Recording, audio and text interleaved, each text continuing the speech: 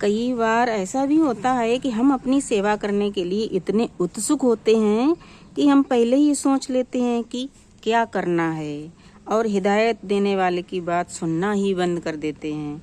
जबकि उसने अपनी बात अभी ख़त्म नहीं की होती, हम उसे बोलते हुए तो सुनते हैं लेकिन ध्यान नहीं देते हैं। इस तरह जल्दबाजी में आधी अधूरी बात सुनने से गलतियाँ होती हैं। एक बार बौद्ध भिक्षु ने बताया कि जब वह युवा विद्यार्थी था तो एक बार उसके गुरु ने बात करने के लिए उसे बुलाया। जब उनकी बात खत्म हो गई तो वह कमरे से बाहर आ गया, लेकिन बाहर निकलने और दूसरा काम करने की जल्दी में उसने दरवाजे को आधा खुला छोड़ दिया। गुरु ने उसे आवाज़ देकर बुलाया और कहा, तुमने दरवाज़ा बंद क्यों नहीं किया? मैंने तुम्हें जाते समय दरवाज़ा बंद करने को कहा था। तब अचानक उसे एहसास हुआ कि उसे कहीं और जाने तथा कुछ और काम करने की इतनी जल्दबाजी थी कि वह वहाँ पूरी तरह से मौजूद ही नहीं था। उसके गुरु उससे बात कर रहे थे, लेकिन उसने उनकी पूरी बात ही नहीं सुनी।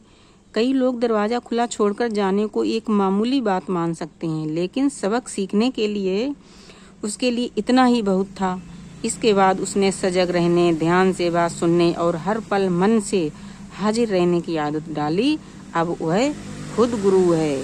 हम सभी को ध्यान से सुनने की आदत डालनी चाहिए। सुनते वक्त हमें ऊवाऊपन या बेसब्री की ओर ध्यान नहीं देना चाहिए। उस वक्त हमें अपनी इच्छाओं और चिंताओं को ध्यान हटा लेना चाहिए। भले ही हम बोलने वाले की बात से सहमत न हों, फिर भी हमें उसकी बात सब्र से और दिलचस्पी से सुननी चाहिए। किसी इंसान के प्रति अपना मान आदर दिखाने का सबसे अच्छा तरीका है उसकी बात को पूरे ध्यान से सुनना चाहिए। राधे राधे।